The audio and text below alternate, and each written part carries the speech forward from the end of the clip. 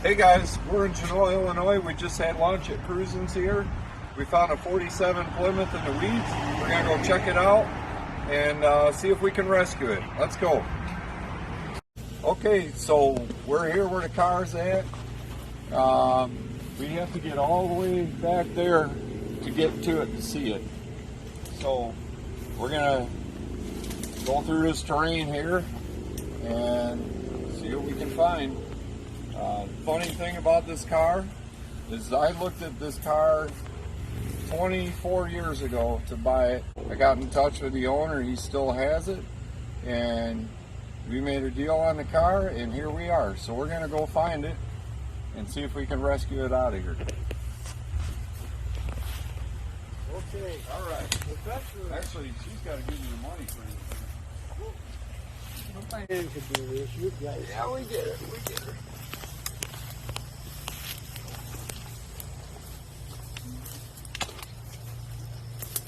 Okay.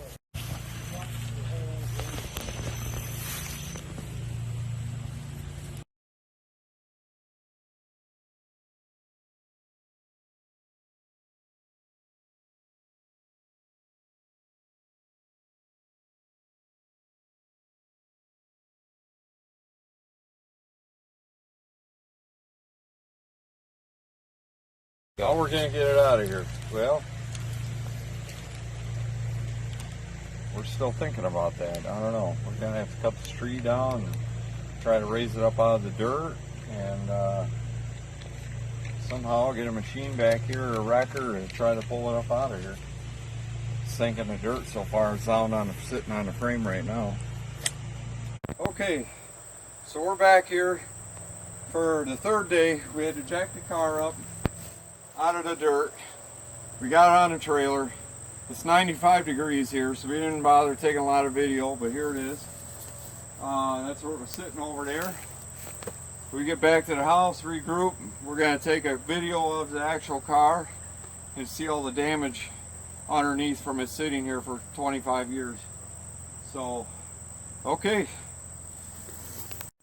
Okay, I'll just take a quick video of this project where the car was sitting here. She's pretty rough. Sitting in the ground. I can't even get the hood closed on it. But here's where it's been sitting for many years. Here we got a 58 Bel Air over here and a 64 wagon. Somebody cut the top out of it for a hot rod. This was allegedly a 409 car. And then we got a bubble top over there. We actually have a whole row of cars up here, old Chevys.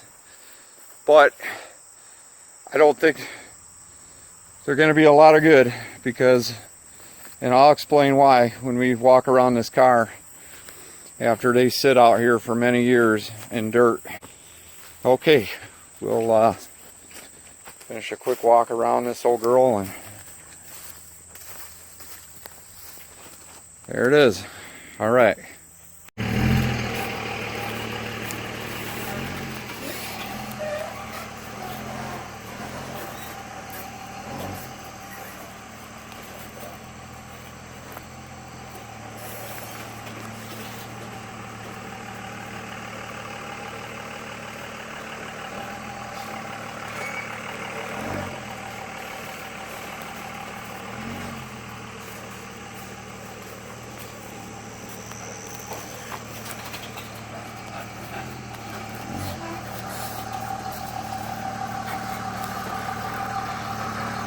Go. All right, now we've got the car back home. It's actually been a couple days since the last video, but I wanted to show why this car might not be so good. I mean, I actually found this car like 20 years ago. The guy wanted more money than I thought it was worth then. He didn't sell it, he put it out back. He left it in the woods. And I wanted to explain why all them other cars that were sitting there might not be any good, because when the car sits on the ground like that, you'll not only have the moisture underneath, that attacks the metal. You also, when it starts sinking in, you have microorganisms that also eat the car away. So we'll walk around and I'll point out some things from this car, just the damage from it sitting. If you want to look under the front end here, you can see the structure across here is just gone. The control arms are just laying there. And this car, when I looked at it 20 years ago, to actually 25 years ago, was a very salvageable car, very savable, buildable. But it's now I would consider this more of a parts car.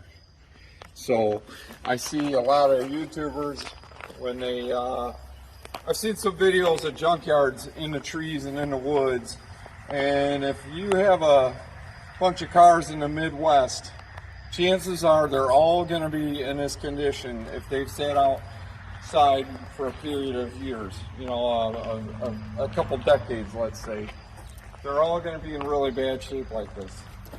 So it's even gotten up to where it's eating the bottom of the doors.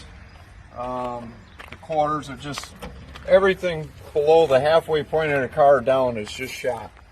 So I do see a lot of comments when you see them videos at the junkyards. People are always saying, "Oh, I'd love to have one of them cars." You might not, you know. It's just, if you're going to keep a car or store a car, store it correctly, so this doesn't happen to it.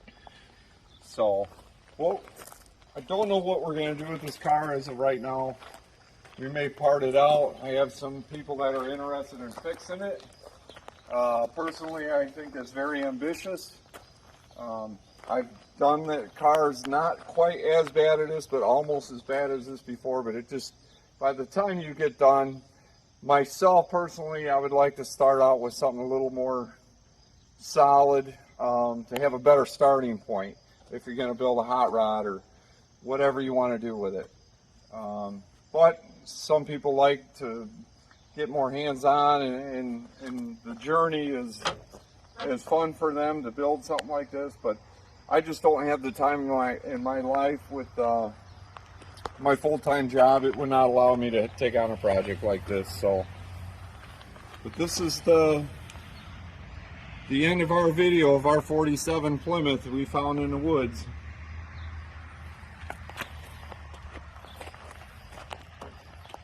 That's it.